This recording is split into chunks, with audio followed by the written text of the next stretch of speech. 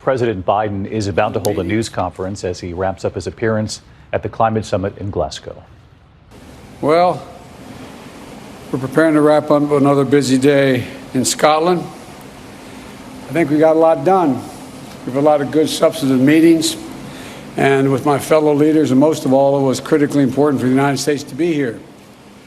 At COP26, back in the Paris Agreement, raising domestic climate ambitions and demonstrating a commitment to support the rest of the world, particularly those countries that are on the front lines of the climate crisis.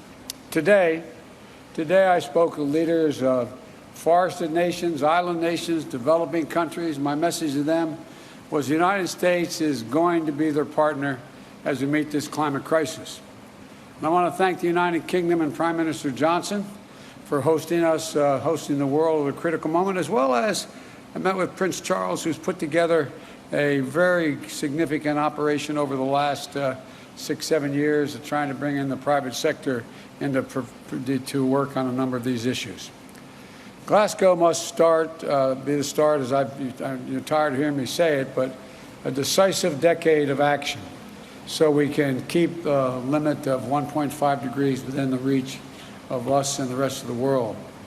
We have to keep accelerating our progress. Today's agreement by more than 100 countries, representing 85% of the world's forests, to halt and reverse deforestation by 2030, is a great example of the kind of ambition we need, and the United States is proud to have initiated and supported it. For our part, the United States is going to keep raising the ambition and delivering the goal that we are reducing U.S. emissions by 50 to 52%, as Secretary Kerry's talked about, from the 2005 levels by 2030. This decade, we have to make significant progress. And by the way, I might note parenthetically, I can't think of any 2 days or more has been accomplished dealing with climate than these 2 days. Overall, the past 2 days, I've announced a series of initiatives that are going to make sure we hit the target of including today 2 new rules to reduce methane losses from new and existing oil and gas operations and from natural gas pipelines.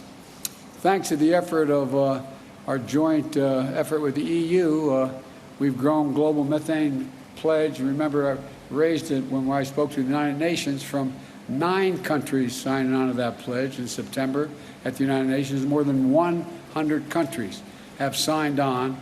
It's about half the world's methane emissions, 70% of the world's global GDP. We made commitments to promote climate-smart agriculture, spur innovation, catalyze private finance for a clean economy, and to drive high-standard, clean, climate-resilient infrastructure through the Build Back Better initiative. We had a great meeting today where we sat and talked about the whole focus of my Build Back Better initiative, which is adopted by the G7, was that everything should be focused on, as we help with the infrastructure of the rest of the world, which needs it badly, focused on climate. The example is if you build an oil well, if you build a gas or oil refinery, you're going to have that for the next 30 years.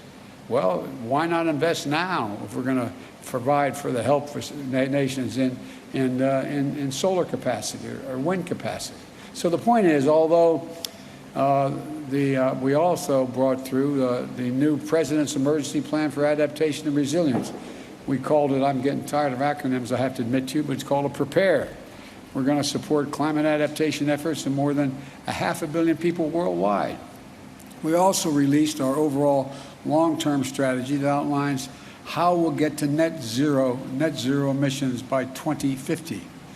You know, we know that this must be a whole of society effort. I'd also want to thank the representatives from the private sector and from labor and philanthropies, civil societies who are dedicating themselves to the climate action efforts we're all making here. That leadership, together with action by state and local and tribal governments, has been essential in the United States. That's why, despite the previous administration's pulling us out of the Paris Agreement and refusing even to acknowledge there was a climate crisis, we still brought down emissions during that period. I also want to acknowledge the passion and power of the young people and the activists who are doing such vital work to remind us of our moral obligation to future generations. But look, as I said yesterday, it's not just a moral imperative, it's an economic imperative as well. Investing in our clean energy future is an enormous opportunity for every country to create good-paying jobs and spur a broad-based economic recovery. As I've said, you've heard me say before, and my colleagues as well, when I think of climate crisis, I think of jobs. And that's what the Build Back Better framework will do for the American people. It's going to bring historic investment in clean energy, addressing the climate crisis. It's going to cut greenhouse gas emissions by well over a gigaton by 2030. It's going to save consumers money in their energy bills and with tax credits for things like installing solar panels and weatherization of their homes. It's also going to provide manufacturing credits to make sure the United States is competing in energy markets of the future like solar panels and wind turbines.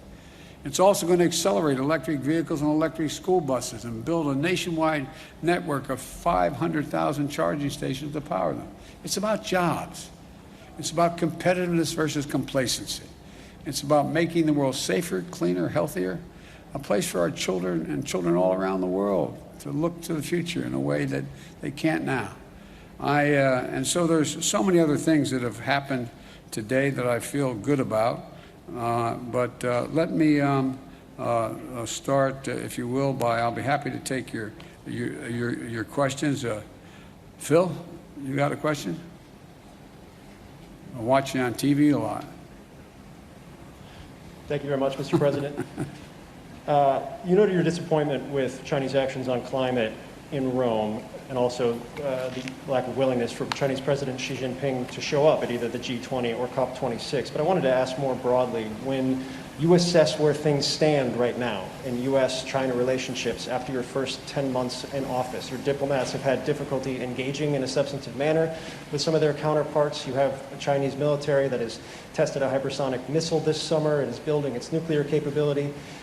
What is your general assessment of where things stand, and are you concerned that the potential for armed conflict has grown over the course of your first 10 months in office? Well, let me start off by addressing the first part of, if not the question, the statement.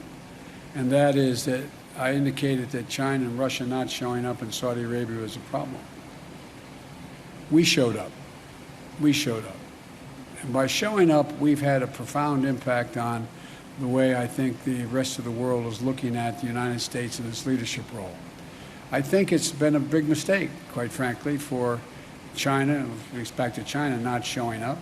The rest of the world is going to look to China and say, what value added are they providing? And they've lost an ability to influence people around the world and all the people here at COP. The same way I would argue with regard to Russia. With regard to the more profound question about, am I worried about an armed conflict or some that accidentally occurring with China? No, I'm not, but I have had, as I've said before, and I think we've talked about this, Phil, but I may be mistaken, I think, as I've said, I look at China, and I've had hours of conversations with Xi Jinping, both in person when I was vice president and since I've been president, at least 5 or 6 hours worth of conversations on the telephone. And I'm going to be having a virtual summit with him. I've made it clear, this is competition. It does not have to be conflict. There is no reason there need be conflict. But I've also indicated to him, and I'm not reluctant to say it publicly, that we expect him to play by the rules of the road. We're not going to change our attitude toward Constitution, international airspace, international sea lanes, et cetera. We also have made it clear that we have to work on dealing with things like cybersecurity and a whole range of other issues. But I'm not looking for, I don't anticipate there will be a need for there'll be physical conflict. But, you know, as you've heard me say this before, my dad had an expression. He said the only conflict worse than one that's intended is one that's unintended. One that's unintended. And so in my meetings with him virtually coming up, we haven't set the exact date yet, I want to make sure there's no misunderstanding. It's competition, not conflict, and so there's no unintended. Yeah, Peter?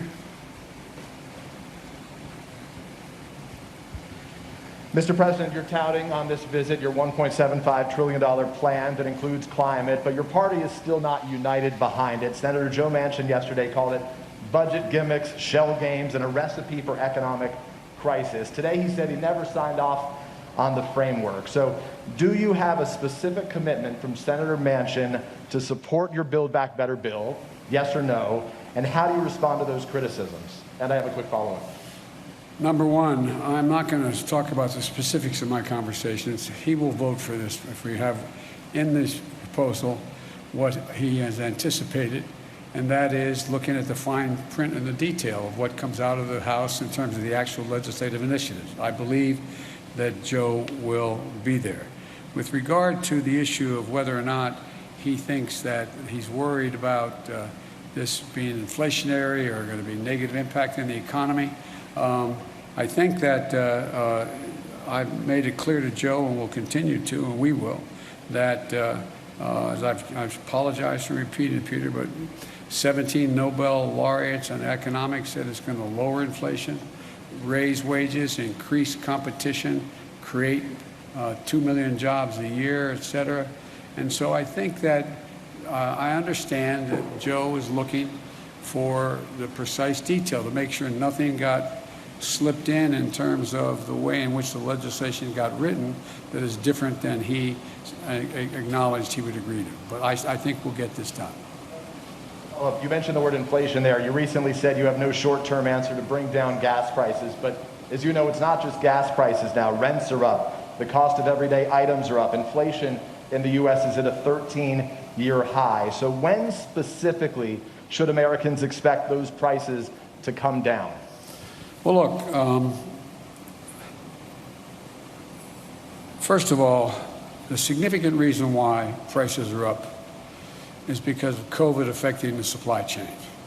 I mean, I know I'm not trying to be instructive. I know you know this, number one. Number two, if you take a look at, gas prices and you take a look at oil prices, that is a consequence of, thus far, the refusal of Russia or the OPEC nations to pump more oil. And we'll see what happens on that score sooner than later. Number three, I think if you take a look at what we're talking about, you look to this coming Thanksgiving. We're in a situation where we find that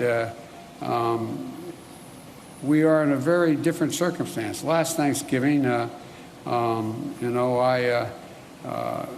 I said, this year we're working on a supply chain issue. But last Thanksgiving, I sat down with my wife, my daughter, and my son-in-law. This Thanksgiving, we're all in a very different circumstance. Things are a hell of a lot better, and the wages have gone up higher, faster than inflation, and we have generated real economic growth. It doesn't mean these dislocations aren't real. They do affect people's lives. For example, one of the reasons why I decided to talk about the need to deal with the operation and the gouging that occurs in some of the pricing of beef and chicken and other things is that that's why I think that's why I indicated to you we're going to look at whether or not there's a violation of antitrust laws and what they're doing. So there's a lot to look at, but the bottom line is that I think that and anyone who would prefer, as bad as things are in terms of prices hurting families now, trade this Thanksgiving for last Thanksgiving. Jen Epstein, Wall Street Journal. Excuse me. I beg your pardon. Bloomberg. I hope I got it. I got it. Thank you. Especially since my granddaughter works for you guys in a different circumstance. So I got it. I'm in trouble. Well, I'm going to ask a very Bloomberg question to begin, which is, have you decided who you will nominate to chair the Federal Reserve Board? And if not, can you speak a little bit about what you're thinking about as you consider your choice for Fed chair and the other seats that are open? This is the latest that a president has gone without nominating somebody the year before a nominee needs to be selected. And are you concerned about potentially having a short timeline, especially if you're not going to re-nominate Jay Powell? No, no, and no. No, I'm not going to discuss it with you because that's in train now. We'll be making those announcements fairly quickly. It's been in train for some time, number one. Number two, I also would indicate that I think we're going to have plenty of time to make sure all the major nominees are able to be cleared in time that where their terms would expire. And number three, I've given a lot of thought to it. And I've been meeting with my economic advisors on what the best choices are. We've got a lot of good choices, but I'm not going to speculate now. Nancy, CBS? I think you had your hand up. I'm sorry. Did you? Thank you very much, Mr. President. Some of the commitments you made here won't happen unless Congress passes future legislation. How do you convince Republicans and even some Democrats to get behind more spending if they look at this conference and say, China isn't meeting these global goals, Russia doesn't intend to meet these global goals, India doesn't plan to, why should we? Because we want to be able to breathe and we want to be able to lead the world. Look, I mean it sincerely. I think, presumptuous of me to say, talk for another leader, but the fact that China, trying to assert, understandably, a new role in the world as a world leader, not showing up, come on. The single most important thing that's gotten the attention of the world is climate. Everywhere. From Iceland to Australia, I mean, it just is a gigantic issue. And they've walked away. How do you do that and claim to be able to have any leadership mantle? The same with Putin and Russia. You know, his tundra is burning. He's in a literally the tundra is burning. He has serious, serious climate problems. And he is mum on the willingness to do anything. And so I genuinely believe, and I mean this from the bottom of my heart,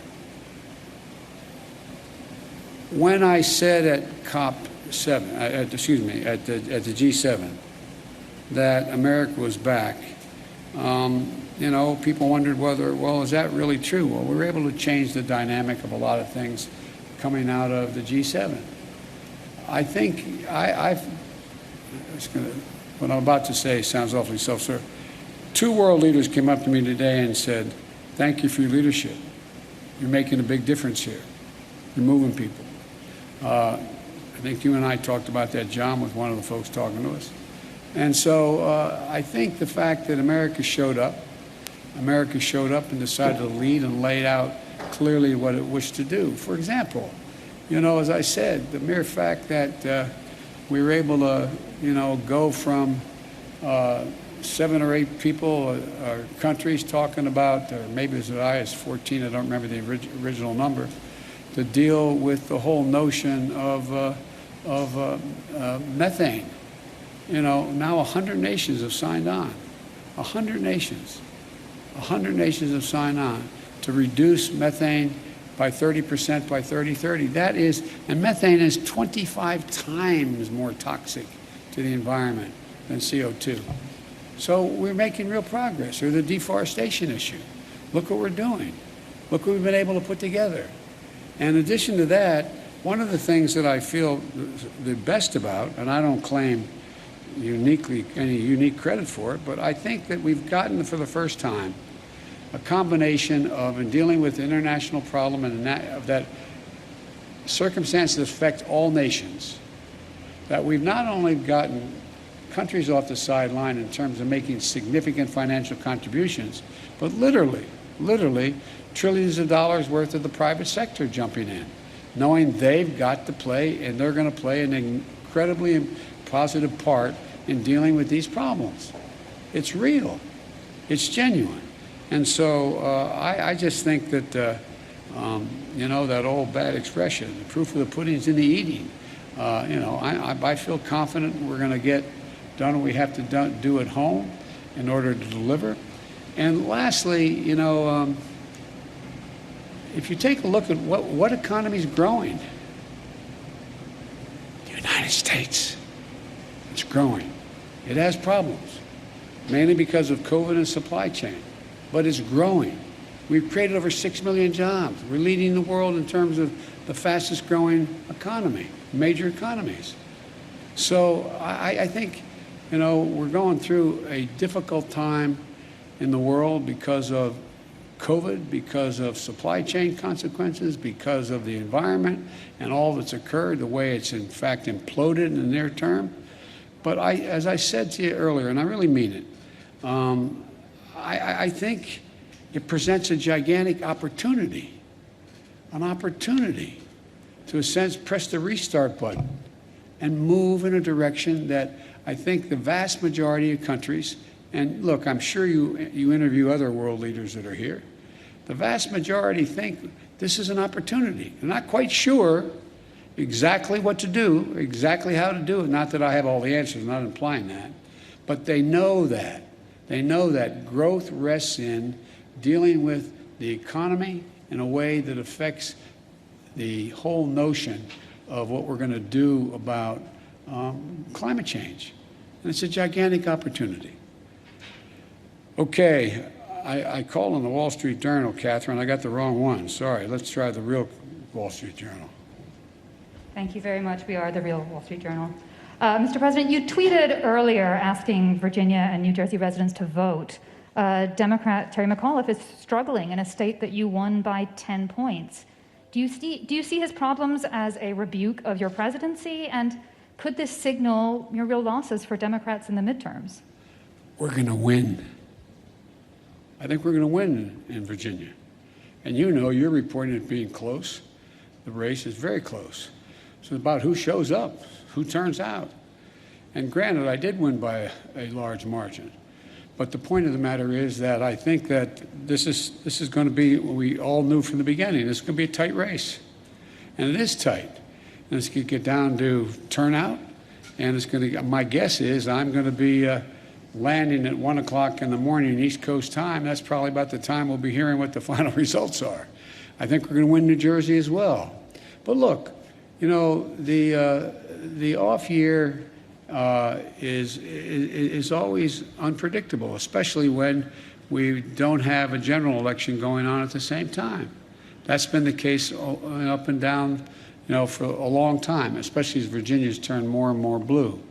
But having said that, I don't believe, and I've not seen any evidence that whether or not I am doing well or poorly, whether or not I've got my agenda passed or not, is going to have any real impact on winning or losing. Even if we had passed my agenda, I wouldn't claim we won because Biden's agenda passed.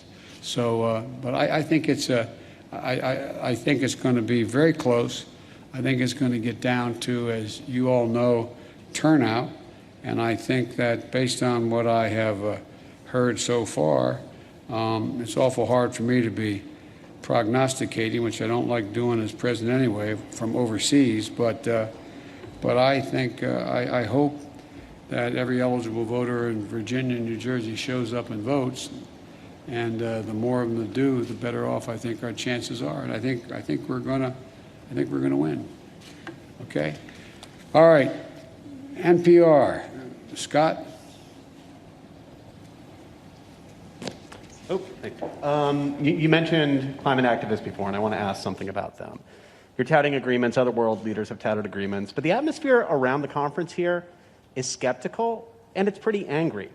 Climate activists feel like decades and decades of COPs have led to broken promises, and they feel like even if all of these goals are reached that you're talking about the last few days, it's just not enough right now. And I'm wondering what you would say to the people outside who are really angry at this conference, especially at this moment, where Joe Manchin has expressed, has created more doubt that your climate legislation will pass, and you've got a very conservative Supreme Court about to take a look at whether your EPA can regulate greenhouse gas emissions. What's your message to people outside who just worry this all isn't enough right now, given the crisis?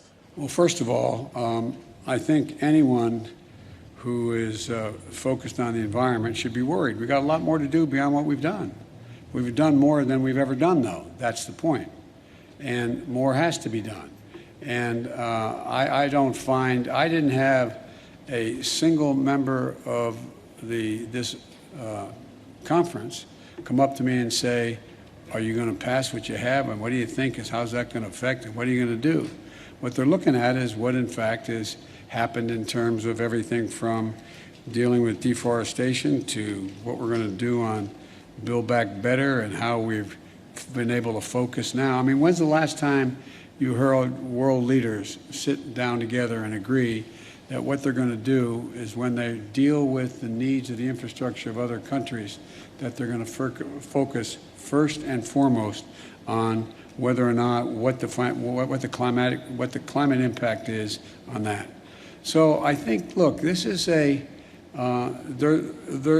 a reason for people to be worried. I'm worried. I'm worried if we don't continue to move forward and make the kind of progress we're now making, that it's going to, I mean, we throw into jeopardy the prospect that we're going to be able to keep the temperature from rising above 1.5 degrees Celsius. But I'm optimistic because I think there's a, how can I say it? I guess maybe the best way to say it to you, Scott, is what I feel is that the populations of each of our countries have a different perspective than they did at COP25. I think there is, I mean, not because of necessarily any of the leaders of any of our countries, including mine, that all of a sudden people are seeing these things happening they never thought would happen. They're seeing people drown in their basements in Queens, New York because of flooding and rain. They're seeing that, you know, more territory burned down in the United States just since the first of the year than it makes up the entire land mass of the state of New Jersey. They've seen hurricane with top winds of 178 miles an hour. I mean, so they're looking at these things. They're seeing more, the water's warming. They're seeing a whole range of things occurring around the world that haven't happened. And it's sort of like, whoa, whoa. Because I don't get what I used to get when I started to, there's no reason why anyone would remember this. But back when a fine Republican, a guy named Dick Lugar, was from the state of Indiana, and he and I were either the chairman or ranking members of the Foreign Relations Committee. This is over 20 years ago. We ended up proposing, and it worked, but it got no enthusiasm, a thing for debt for nature swaps. People looked at us like, what in the hell are you doing? Why are you forgiving the debt so Brazil won't, you know, burn down more of their forest? Or why are you doing that so they will do? Now, everybody goes, whoa, what else can you do? What else can you do? So I think there's a whole different attitude that's out there. And I think this is being led, and I'm not being solicitous here, I think this is being led by, my granddaughters and their friends, that generation.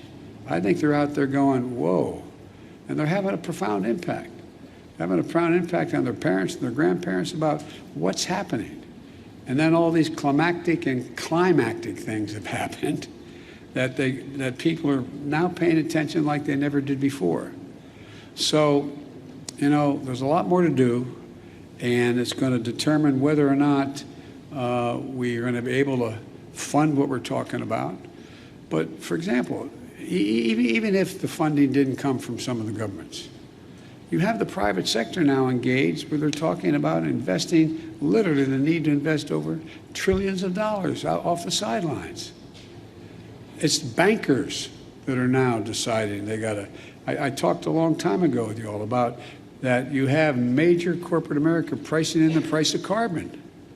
It matters. So things are changing. We just have the right stewardship and enough sense as world leaders to get it right.